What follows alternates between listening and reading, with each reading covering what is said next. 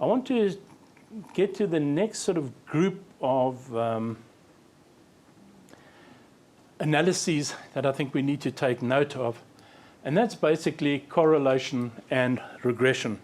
Now, in many ways, they are related. Correlation and regression, actually, but essentially correlation asks the question, are there relationships between variables? And the one that we generally use is Pearson product moment correlation, which is a measure of the strength of the linear dependence between two variables.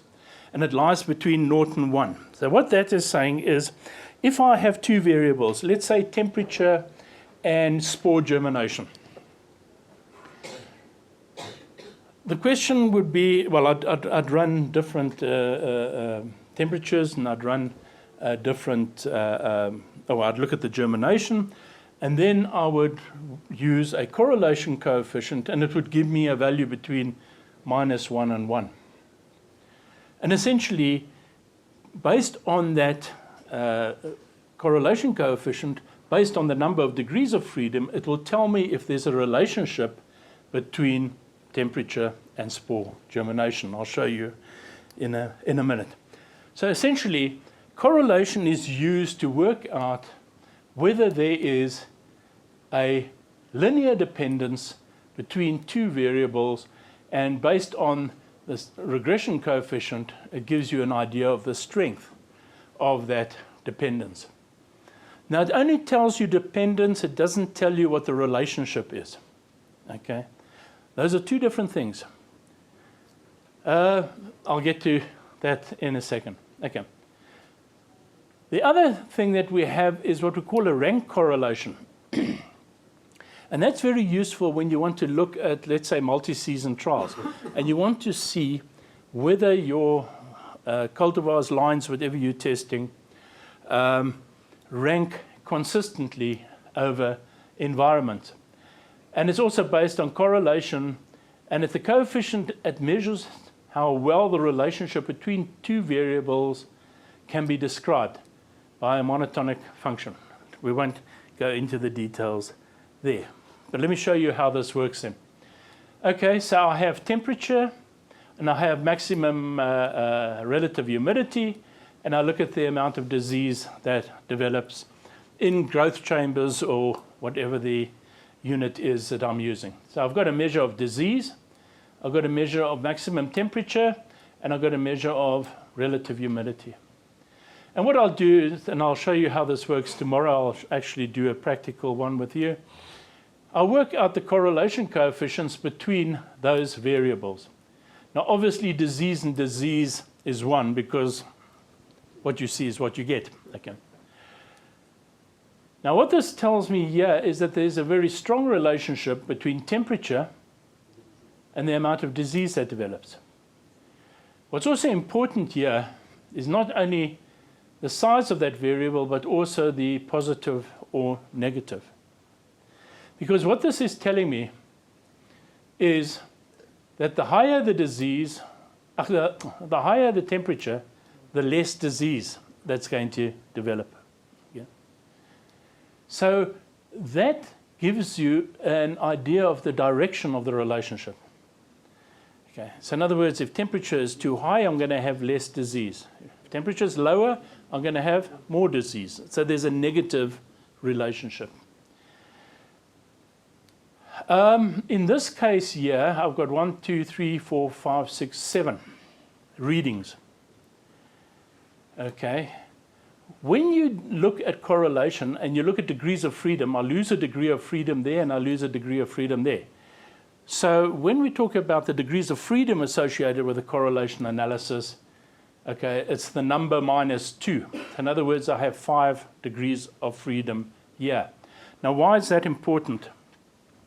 Every statistics books, and most programs will work it out for you automatically, will tell you or give you an idea of, based on the degrees of freedom, what the correlation coefficient must be for it to be significant. Okay. Now, if I go back to that previous table, that figure was 0.75. That's higher than 0.75, so it's highly significant. That one there is less than 0.75. Okay? Therefore, it's non-significant, and my conclusion is that there's no relationship between relative humidity and disease. Okay. Obviously, temperature and temperature are going to be 1. But what this also tells me is that there's no relationship between temperature and relative humidity. And it's negative if you want to look at the tendency. Okay. Now, I cannot say there's a relationship, but I can look at that negative sign and say, okay, probably tending towards negativity, but not a significant relationship. Okay. Okay, so I've mentioned the degrees of freedom. But now, the other thing you need to remember is that the absence of a correlation doesn't mean the absence of a relationship. Because what correlation is doing is it's measuring the linear relationship. Okay. And if you don't get a significant correlation coefficient, it just means you don't have a linear relationship, but you might have a non-linear relationship or something like that. So we'll get to that in a minute. Okay.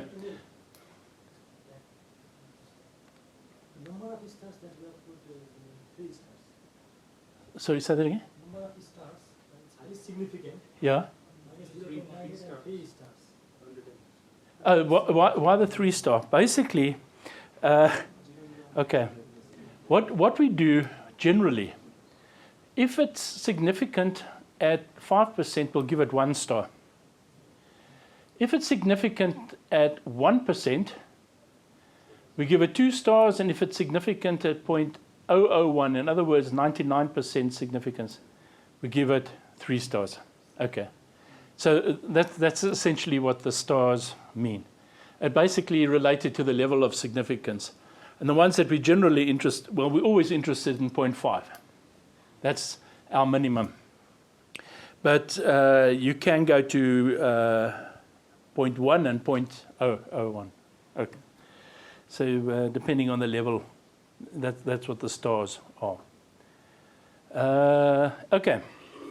I mentioned rank correlation. I did an experiment with 10 varieties at Potchefstroom, Greytown, and Sedara. Those are localities in South Africa. At Potchefstroom, variety number 1 was 1st, 2nd, 3rd, 4th, and variety number 10 was 10th in the ranking. It's got nothing to do with the absolute values, it's just to do with the ranking. Okay. Right, at Greytown, it's a different environment. Number 2 was 1st, number 9 was last, okay, number 1 was 5th.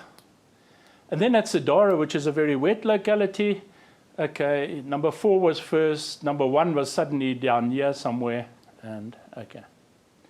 Now it works on exactly the same principle, except that you're using the rank correlation, not the Spearman. Okay. Okay.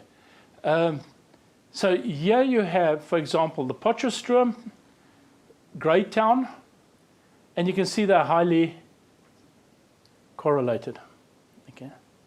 I had 8 degrees of freedom, and you'll see on the table here, if I go to 8, at 63 is the minimum there, and it's up to 87 there, and that's why it should have 2 stars.